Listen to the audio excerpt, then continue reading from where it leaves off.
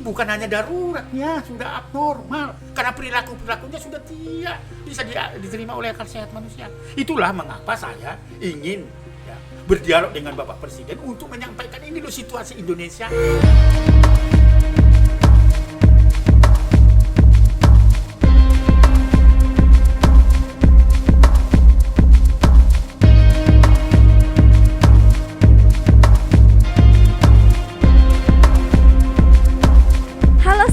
Indonesia, jumpa lagi bareng Nia di Ngobras, ngobrol bareng Bang Aris. Nah, untuk kepentingan terbaik anak, dukung terus Aris Merdeka Official dengan cara like, comment, share, and subscribe. Sahabat anak Indonesia, sekarang Nia sudah bersama Bang Aris. Apa kabar Abang? Baik, baiknya, baik. Setelah Lebaran, semangat. Spirit baru, membela kepentingan terbaik anak. Oke, dan tidak akan berhenti sebelum dunia ini runtuh. Oke Bang, kemarin itu Nia lihat video yang Abang baru rilis terkait surat terbuka untuk Bapak Presiden. Karena menurut Abang saat ini Indonesia sedang darurat kekerasan dan akhirnya mengancam apakah kita ke depan masih ada generasi penerus atau tidak begitu. Nah, emang ada apa sih Bang dengan Indonesia saat ini? Begini Nia, ada sejumlah fakta yang tidak bisa diabaikan. Saat ini banyak anak korban perbudakan seks. Itu semua orang tahu. Dan itu bukan hanya di Jakarta, bukan hanya di kota-kota besar, tapi sudah merambah seluruh wilayah Nusantara. Ada juga fakta menunjukkan bahwa anak-anak dieksploitasi secara seksual komersial.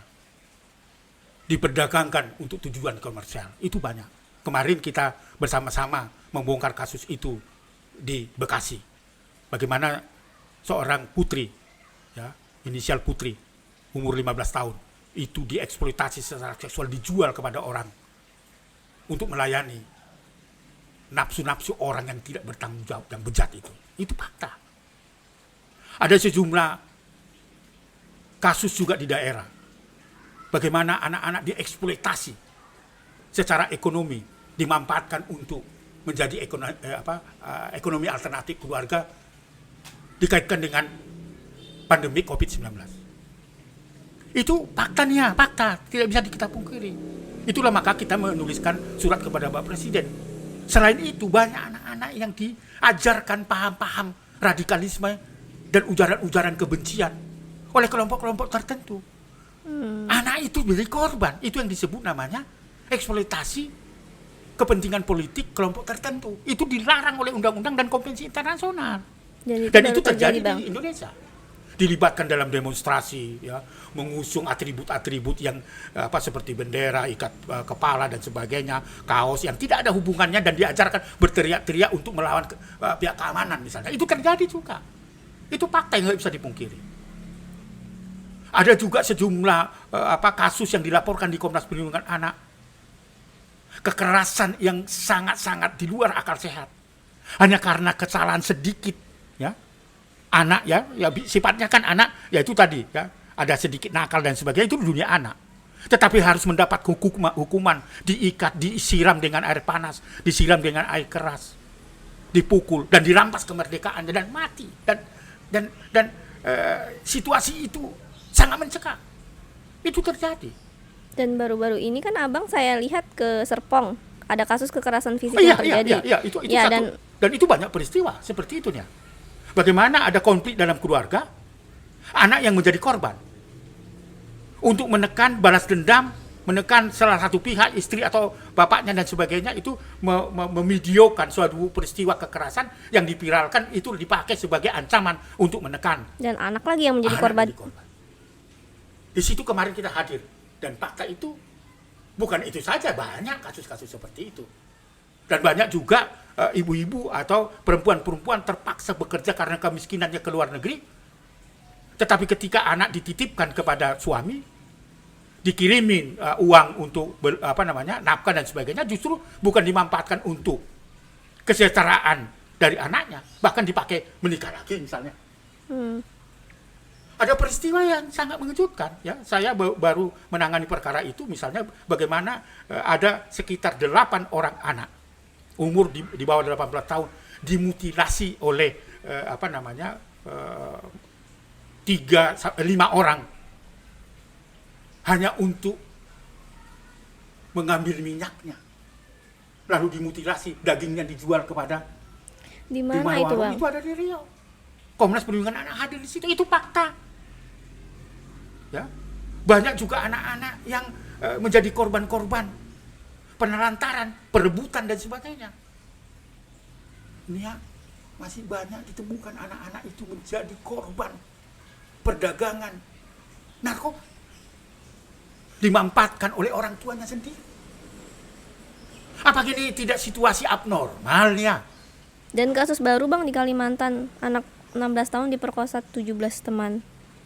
Ini sangat menakutkan. Itu kan fakta. Dan ini fenomena apa sih, Bang, yang terjadi saat ini?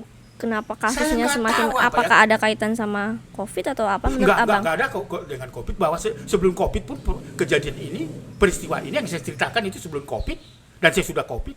Dan ini baru ada peristiwa di Manado. Bagaimana seorang anak usia 12 tahun ditemukan di dalam karung dengan telanjang dan rusak seluruh tubuhnya. Dan baru dilaporkan ke Komnas Perlindungan Anak. Itu fakta juga ada. Bagaimana dirampas kemerdekaan, hak hidup anak itu. Itu peristiwa yang ada di Indonesia, nggak bisa ditutupin. Ini situasi bukan hanya daruratnya, sudah abnormal. Karena perilaku-perilakunya sudah tidak bisa diterima oleh akal sehat manusia. Itulah mengapa saya ingin berdialog dengan Bapak Presiden untuk menyampaikan ini loh situasi Indonesia. Nggak bisa hanya sekedar mengajak orang untuk prihatin aja, nggak bisa nih ya. Ini sudah harus ada urun rembuk nasional untuk bagaimana kita mencari solusi memutus pelanggaran terhadap anak itu. Itu penting.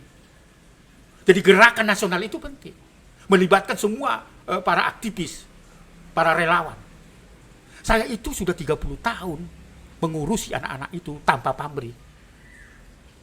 Hanya karena keterpanggilan iman saya, keterpanggilan hati saya untuk memberikan yang terbaik bagi anak-anak di Indonesia dalam situasi sekarang. Banyak anak-anak korban-korban perundungan itu terjadi juga nih ya.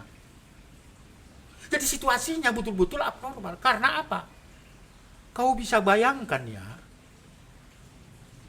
anak harus menderita karena hukuman orang tua. Karena dunia anak seperti itu tidak dipahami, harus dikubur hidup-hidup. Itu kan pernah terjadi kan? Terjadi di Pamulang, tetapi akhirnya anak itu dikuburkan di Lebak.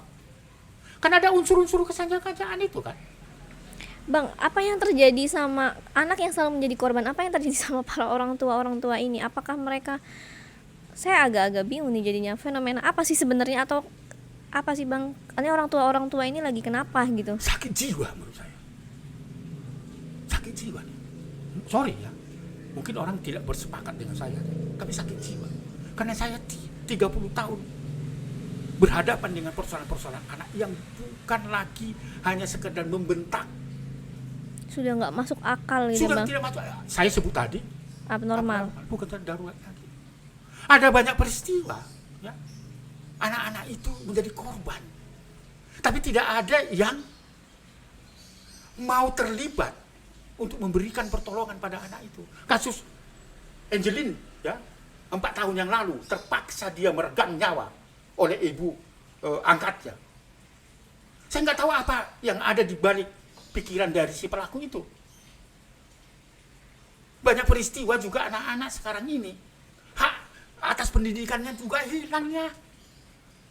Gak pernah memikirkan bahwa itu adalah hak yang sangat fundamental. Itu loh, perilaku-perilaku itu yang saya katakan abnormal tadi. Tapi pengabaian hak anak juga sudah abnormal. Banyak para penyelenggara negara, khususnya dinas-dinas pendidikan, tidak punya perspektif perlindungan anak, khususnya pada hak anak atas pendidikan. Kemarin terjadi Di Bengkulu. di Bengkulu misalnya, seorang siswi yang mungkin euforianya dan sebagainya, melihat tayangan-tayangan membuat dia mendidih dan sebagainya, lalu dia keluarkan statement-statement tentang Palestina itu.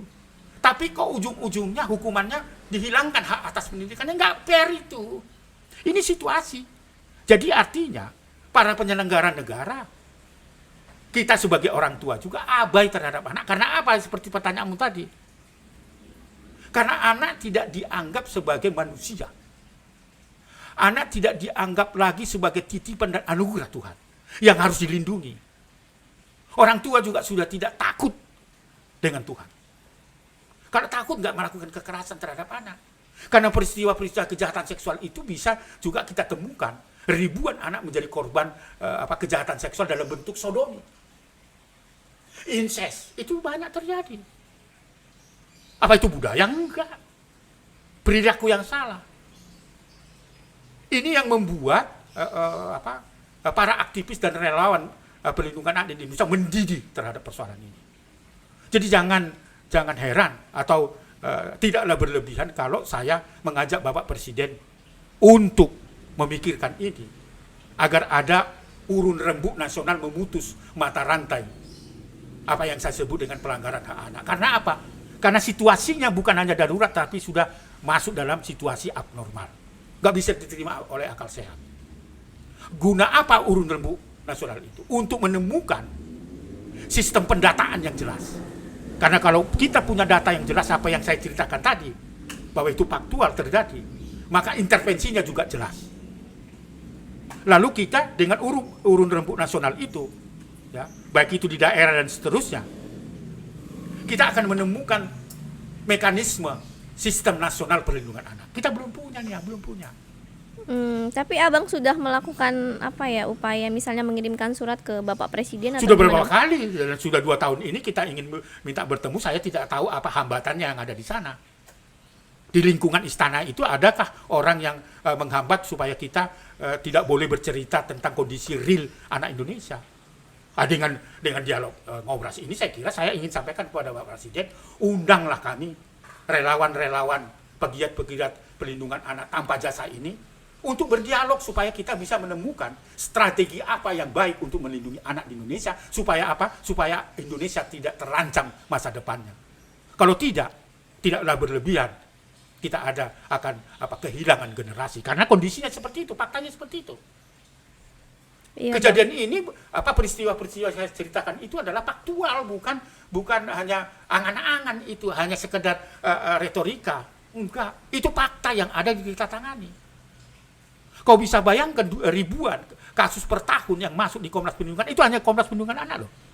Dengan kasus-kasus yang sangat sadis seperti itu. Dan semua orang kalau kita suguhkan data itu mungkin orang mau muntah terhadap itu karena itu fakta.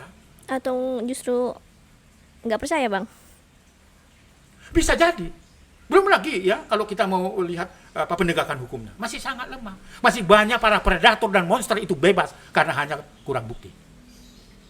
Padahal peristiwa itu terjadi. Kita bisa cek saja. Iya, kasus yang Bekasi ini kan seperti itu. lumayan lama kan Abang. Nah, ya seperti itu yang Kasih terjadi di statement Bekasi. baru 3 hari yang bagaimana anak ya berinisial P itu umur 15 tahun diperdagangkan untuk tujuan seksual komersial dan diberikan tempat disewa rumah kos, konsumen didatangkan ke sana. Hasilnya itu bukan untuk si korban. Itu peristiwa juga yang sudah kita laporkan, akhirnya dengan begitu tekanan-tekanan bagaimana ini harus dilaksanakan penegakan hukumnya, akhirnya ditangkap.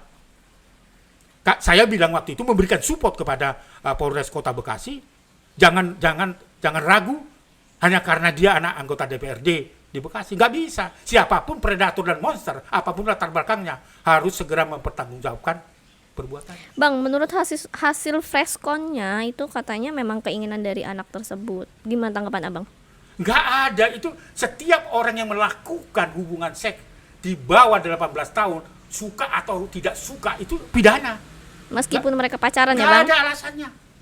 Karena undang-undang menyebutkan begini nih ya. Setiap orang yang melakukan persetubuhan serangan seksual dengan bujuk rayu, tipu muslihat, janji-janji, tidak pidana. Tidak ada di situ kecuali suka sama suka. Kecuali berpacaran, nggak ada. Setiap orang. Nah, Bang, dari Orang hasil anak-anak aja melakukan hubungan seksual aja itu terkena dengan pasal itu, apalagi orang dewasa. Iya, orang dewasa sama anak. Jadi gitu ya, tidak Bang. ada alasan itu. Bang, dari hasil Freshcon juga mengatakan kalau si pelaku akan menikahkan korban. Wah, itu pelanggaran juga. Penyelesaiannya harus hukum. Karena apa? Karena itu merupakan tindak pidana. Ancamannya bisa bayangkan. Itu minimal 5 tahun, maksimal 15 tahun. kalau menggunakan Undang-Undang 17 ya tahun 2016 tentang penerapan Perpu nomor 1 tahun 2016 atas perubahan dari Undang-Undang 23 tahun 2002 tentang perlindungan anak, ancamannya minimal 10 tahun, maksimal 20 tahun, bahkan bisa dihukum seumur hidup. Karena apa? Karena itu merupakan kejahatan seksual yang dan masuk dalam kategori luar biasa. eksploitasi ya bang, dan menjual juga. Iya, menjual dan memperdagangkan. Jadi bisa dikenakan pasal berlapis itu. Selain serangan persetubuhan, melakukan persetubuhan, penyekapan, nggak boleh keluar dari rumah kos itu, lalu menjual kepada orang lain dengan menghasilkan uang dan sebagainya, itu sudah kena pasal berlapis. Maka selalu waktu saya bertemu dengan Polres di Kota Bekasi menekankan itu. Jadi ada banyak peristiwa yang sangat mengerikan itu. Itulah mengapa saya harus menulis surat kepada Bapak Presiden. Tidak berlebihan. Karena apa? Penegakan hukumnya juga sangat lemah. Karena harus ada 2 alat bukti minimal. Sekalipun sudah ada bukti-bukti petunjuk, itu masih belum bisa digunakan sebagai alat bukti untuk menangkap dan menahan pelaku. Dan banyak juga pengadilan memutuskan bebas karena hanya kurang bukti. Banyak ya, monster-monster itu bebas. Sakit hati ini. Saya pernah menghadiri sidang ya, di Pematang Siantar. Itu justru pelakunya itu bebas dibacakan di depan saya. Anda bisa bayangkan. Padahal saya sudah menemukan bukti-bukti bahwa terjadi kejahatan seksual. Tetapi karena kurang bukti dianggap, maka diputus bebas. Wah, sakit hati saya itu. Ini dah keadaan yang sesungguhnya nih ya. Jadi tidak bisa ditutup-tutupi situasi anak Indonesia sekarang, yang justru sekarang ini membutuhkan pertolongan dan kehadiran negara. Terutama tanggung jawab pemerintah daerah juga. Tidak hanya tanggung jawab presiden ya. Tadi ya saya katakan bahwa ada fakta yang sangat mengerikan ya, yang perlu membutuhkan kehadiran Bapak Presiden intervensi lewat penyelenggaraan, mengundang semua para relawan untuk hadir pada urun rembuk nasional lah tentang itu. Tapi jangan lupa tanggung jawab pemerintah daerah. Berdasarkan Impres nomor 1 tahun 2014 tentang gerakan aksi nasional anti kekerasan terhadap anak, ada kewajiban dari pemerintah daerah mulai dari wali kota, bupati, sampai gubernur untuk bertanggung jawab memberikan layanan yang terbaik terhadap persoalan-persoalan anak. Tetapi banyak daerah itu abai. Padahal itu tanggung jawab perintah presiden, perintah undang-undang, perintah konvensi. Dan itu tidak dilakukan ya. Itu yang saya katakan bahwa orang-orang yang seharusnya memberikan pembelaan tetapi tidak melakukan pembelaan terhadap anak, itu juga abnormal. Bisakah dikatakan itu abnormal? Bisa, karena tidak melakukan tindakan yang nyata di dalam melindungi anak di sekitar daerahnya. Oleh karena itu, kita selalu mengusulkan bagaimana pemerintah daerah mulai dari tingkat wali kota, bupati dan gubernur membangun gerakan perlindungan anak berbasis keluarga dan kampung. Jadi tiap-tiap kampung, tiap-tiap desa harus ada gerakan itu yang harus dicanangkan oleh pemerintah daerah sebagai tanggung jawab konstitusional. Kalau tidak, itu termasuk pelanggaran terhadap anak. Tapi apa fakta? Nggak ada di daerah-daerah, di dusun-dusun, paling tidak kelompok kerja. Dan itu baru diinisiasi oleh lembaga perlindungan anak di beberapa daerah, termasuk di Deli Serdang, di Banten misalnya. Bagaimana setiap desa itu punya kelompok-kelompok kerja untuk melindungi anak. Dan itu harus disupport oleh pemerintah daerah dengan alokasi anggaran juga yang cukup. Namun anggarannya nggak ada. Nggak ada sekarang ini. Padahal sebenarnya kalau diintegrasikan dengan dana pedesaan, kan itu ada surat keputusan Menteri Desa, bisa dimanfaatkan untuk pemberdayaan dan perlindungan anak, perempuan dan lansia. Bang, kembali lagi dari yang jawaban abang tadi mengenai kata abang ke Pematang Siantar kemudian pelaku divonis bebas atau beberapa kasus yang lain juga karena tidak cukup bukti dan lain-lain. Apakah hukum di Indonesia itu nggak kuat atau gimana bang? Ya, peristiwa itu sesungguhnya menyakitkan. Ada beberapa tempat pengadilan gitu ya yang memutus bebas seperti di pengadilan Pematang Siantar. Atau masih banyak pengadilan lain begitu ya bang? Masih banyak. Itu yang saya katakan tadi, di depan saya ketika saya menghadiri sidang itu, memutuskan perkara seperti itu. Menyakitkan bagi saya pada saat itu. Tetapi ada peristiwa juga kejadian bahwa pengadilan memutuskan itu dihukum berat. Misalnya apa? Ada beberapa pengadilan ya, hitungan masih tentu sebagai jurisprudensi. Itu dihukum tambahan kebiri lewat suntik kimia. Ada yang dihukum seumur hidup, ada yang dihukum 20 tahun, ada yang 12 tahun. Ya. Tetapi itu tidak merata. Artinya apa? Karena rupanya kejahatan seksual itu adalah kejahatan tersembunyi yang membutuhkan bukti-bukti. Nah, tapi kalau mengikuti irama hukum itu atau pendekatan ansih hukum, ya memang nggak ketemu. Siapa yang menjadi saksi? Ketika misalnya bapaknya sendiri melakukan kejahatan seksual terhadap putri kandungnya, siapa yang melihat? Tidak cukup hanya pengakuan korban, kan? Itu menurut prosedur hukum untuk menentukan salah bersalahnya atau tidak bersalahnya seseorang. Artinya apa? Masih sangat lemah penegakan hukum itu. Tentu penting diubah, diperbaiki. Misalnya Bang? Ya tadi lewat urun rembuk nasional, semua orang menyampaikan keluh kesahnya, fakta-fakta yang terkonfirmasi, termasuk penegak hukum. Apa kendala polisi sebagai ujung tombak penegakan hukum? Lalu apa kendala dari jaksa penuntut umum untuk menentukan berapa hukuman yang pantas untuk diberikan kepada para monster dan predator itu? Bahkan hakim juga diberikan pengertian. Nah, itu menurut saya perlu ada pembenahan hukum. Ya, tidak cukup hukum yang sekarang ini. Kalau dia tidak punya perspektif perlindungan anak. Itu loh yang saya katakan. Kalau kaitannya dengan apa yang saya ceritakan, keberadaan dan situasi anak Indonesia yang membutuhkan pertolongan, penegakan hukumnya juga masih sangat lemah. Itulah yang saya katakan, peran serta masyarakat itu penting sekali. Untuk apa? Untuk melakukan upaya-upaya pencegahan supaya tidak terjadi kejahatan terhadap anak. Maka dipentingkan gerakan perlindungan anak berbasis keluarga dan kampung. Itu yang saya harapkan. Ya. Sesuai dengan mandat undang-undang, konstitusi, dan perintah dari presiden kepada wali kota, bupati, dan gubernur. Untuk membangun tiap-tiap daerah, tiap-tiap dusun, tiap-tiap kampung. Gerakan perlindungan anak yang berbasis pada keluarga dan kampung itu sendiri. Karena saya percaya bahwa menjaga dan melindungi anaknya harus dilakukan oleh warga sekampung. Nggak bisa warga sekampung cuek. Seperti yang saya katakan tadi contohnya. Tidaklah mati, tidaklah meninggal, tidaklah meregang nyawa seorang Angelin di Denpasar, Bali kalau banyak keterlibatan masyarakat. Lingkungan sekolah juga memberikan perhatian dan sebagainya. Disitulah pentingnya urun rembuk nasional memutus mata rantai kekerasan maupun pelanggaran terhadap anak. Supaya apa? Supaya kita betul-betul dan sungguh-sungguh punya data yang akurat supaya intervensinya terhadap situasi yang sangat mencekam itu bisa teratasi.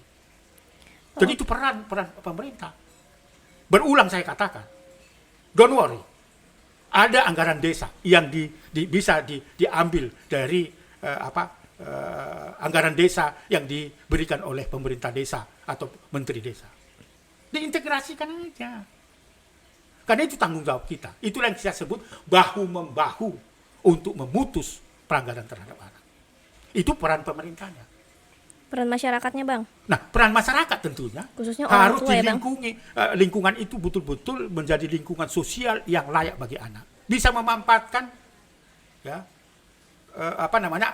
organisasi-organisasi di pedesaan, di kampung dan sebagainya, dan memanfaatkan rumah-rumah ibadah ya bisa. Misalnya kelompok-kelompok pengajian, majelis taklim, ibu-ibu wiridan, ibu-ibu pengajian sebelum melakukan upaya kegiatan spiritual mengumumkan dulu, ibu-ibu, jadi corong masjid gitu. Selain mengajak untuk di pengajian itu, tapi tetap mengumumkan, hati-hati rumah harus dikunci, anak harus betul-betul dipastikan di rumah ada yang menjaga. Rumah tidak ditinggal begitu saja terbuka. Karena kekerasan itu bisa terjadi, penculikan itu bisa terjadi, anak bisa menjadi korban. Itu diumumkan setiap hari, itu akan ketika ada orang atau tetangga yang meniat seperti itu sudah mengurungkan niatnya. Nah, itu yang saya sebutkan memanfaatkan itu. Kelompok-kelompok ibu-ibu arisan, bukan hanya sekedar uangnya yang mau dikocok gitu kan, tetapi bagaimana mendiskusikan, gimana anakmu? Sekolahnya sudah di mana? Di mana sekarang? Siapa yang jaga di rumah? Ah gitu loh. Itu memanfaat, itu gerakan masyarakatnya. Memanfaatkan apa yang ada, Karang Taruna, ya, selain tadi ibu-ibu majelis taklim dan sebagainya, itu harus dilakukan. Itu yang saya sebut, itu adalah menjaga dan melindungi anak harus dilakukan oleh masyarakat sekampung. Tetapi itu bisa berjalan kalau ada perintah dari wali kota, bupati, dan gubernur. Dan anggarannya juga kalau dibutuhkan misalnya, baru dimasukkan di dalam anggaran kelurahan kalau di kota, kalau di tingkat kabupaten itu di tingkat desa, dusun, dan kampung. Itu harus dilakukan. Supaya apa? Masyarakat juga aware terhadap apa yang terjadi di lingkungannya nih. Orang tua juga jadi diingatkan agar betul-betul menjaga anaknya. Itulah peran masyarakat. Tapi jangan lupa, garda terdepannya yang melindungi anak itu adalah keluarga. Kembali ke keluarga lagi. Bukan orang lain. Orang lain adalah supporting system istilahnya. Tapi keluarga adalah garda terdepan untuk melindungi, menjaga, dan memberikan yang terbaik bagi anak. Berikut untuk menjaga dan melindungi anak, anak harus betul-betul betah tinggal di rumah. Oleh karena itu apa? Ciptakan rumah yang ramah dan bersahabat dengan anak kita nih. Nggak bisa. Banyak keluarga sekarang anak orang tua jadi musuh gitu. Nggak boleh. Kita harus ubah paradigma pola pengasuhan kita. Jangan otoriter, tapi dialogis dan partisipatif. Supaya apa? Supaya anak betah di rumah mendiskusikan apa yang menyangkut tentang dirinya. Kalau ada problem di luar, di sekolah, di lingkungan sosialnya, berdiskusi dengan orang tua. Bukan justru mendiamkan karena takut dimarahi oleh orang tua. Itu loh nih ya. Jadi itu penting sekali. Rumah yang terus beribadah. Tanpa ibadah rumah kosong itu. Hampa. Oleh karena itu saya kira garda terdepan untuk melindungi anak adalah rumah, orang tua, ya. Seperti apa yang saya katakan berulang-ulang. Jangan ada bapak dan ibu, tapi tiada. Itu peran orang tua. Itu loh niat sebenarnya yang ingin saya sampaikan kepada Bapak Presiden. Karena situasinya sudah masuk dalam kategori abnormal. Perilaku-perilaku orang yang melakukan pelanggaran hak anak juga abnormal. Orang-orang yang seharusnya membela membela anak tetapi tidak melakukan tindakan nyata, itu juga abnormal. Membiarkan anak tereksploitasi di jalan, tereksploitasi secara ekonomi, dijual, diperdagangkan, menjadi perbudakan seks, menjadi korban kurir narkoba yang dilakukan orang terdekat dari anak itu. Itu situasi abnormal. Menghukum anak ya dengan berlebih-lebihan seperti itu, tidak punya perspektif bahwa anak itu memang punya perilaku seperti itu. Itu juga abnormal. Kau bisa bayangkan seorang ibu misalnya, ini fakta menunjukkan di beberapa tempat di dekat kita. Dia sudah hamil, mengandung, dan melahirkan bersusah payah. Tapi ketika anak itu lahir dan dianggap nakal, tetapi dia dihukum di luar batas kemanusiaan. Di Sukabumi, di Garut, dimanapun, itu banyak ditemukan. Anda bisa bayangkan, anak karena dendam dengan suaminya dicelupkan di dalam ember, ditinggalkan. Anak umur 2 bulan, 3 bulan, apakah tidak disebut dengan abnormal? Kemarin itu di Bogor, ada anak remaja 16 tahun dan 17 tahun, kecelakaan istilahnya, hamil, melahirkan. Tapi untuk menghilangkan jejak, dia ambil kaca, dia tusuk-tusuk ke dada dari bayi yang baru detik itu dilahirkan. Itu juga peristiwa yang perlu mendapatkan perhatian kita. Itu loh yang saya sebut mengapa saya menuliskan pesan kepada Bapak Presiden. Karena situasi anak Indonesia saat ini berada dalam situasi darurat, pelanggaran terhadap anak. Kalau itu tidak diatasi secara bersama-sama, maka kita akan terancam generasi penerus, lost generation. Itu nih ya, itu pentingnya untuk netizen. Itu loh output yang ingin sampaikan. Mudah-mudahan Bapak Presiden mendengar ya apa yang menjadi keluhan dari para pekerja dan relawan-relawan perlindungan anak. Karena situasinya sudah cukup mencekam dan menakutkan dan membutuhkan pertolongan semua orang. Oleh karena itu, Bapak Presiden, dengan rasa hormat saya, inilah pesan moral Komnas Perlindungan Anak. Hendaknya Bapak Presiden juga mendengarkan para relawan, para pekerja-pekerja perlindungan anak. Inilah yang menjadi tugas dan tanggung jawab kami. Kami sudah 2 tahun ini Bapak Presiden mengupayakan supaya kita bisa bertemu untuk saling membagi apa yang sedang terjadi dalam kehidupan anak-anak Indonesia. Tidak berlebihan sekali lagi, rasa hormat saya dengan Bapak Presiden, mari kita sama-sama menyelamatkan anak-anak dari praktek-praktek pelanggaran terhadap anak dan segala bentuk eksploitasi yang terjadi di Indonesia. Itu pesan moral kita, Nia. Baik, Bang. Cukup luar biasa dan terima kasih karena Nia sudah memfasilitasi ngobrol kita bersama demi kepentingan terbaik anak-anak di Indonesia. Dan semoga harapan Abang ini dan dengan adanya ngobras ini didengar oleh pemerintah, kemudian segera mendapatkan pemanggilan, kemudian diskusi bersama, kemudian ulun rembuk begitu ya Bang ya. Itu yang kita harapkan ya, itu yang kita harapkan ya. Dan saya minta kepada sahabat-sahabat saya pekerja lembaga perlindungan anak di seluruh Nusantara, mari terus maju, mari terus bersemangat demi kepentingan terbaik anak. Jangan luntur, jangan mundur kecuali dunia ini runtuh. Oke. Begitu nih. Terima kasih Bang untuk ngobras hari ini. Terima kasih nih sama-sama. Tetap semangat, tetap sehat. Semangat. Sehat Spirit terus. baru setelah Idul Fitri. Oke, sampai ketemu di ngobras berikutnya ya Bang. Baik. Nah itu tadi ngobrol bareng Bang Aris, dan semoga apa yang sudah disampaikan oleh Bang Aris ini bisa segera mendapatkan tanggapan dari pemerintah, terutama khususnya Bapak Jokowi, dan kemudian bisa dilakukan urun rembuk sebagai program untuk upaya untuk menurunkan kasus kekerasan terhadap anak di Indonesia. Nantikan terus ngobrol bareng Bang Aris, dan untuk kepentingan terbaik anak dukung terus Aris Merdeka Official dengan cara like, comment, share, and subscribe. Salam anak Indonesia. Anak terlindungi Bapak Presiden, Indonesia dipastikan maju. Sampai jumpa.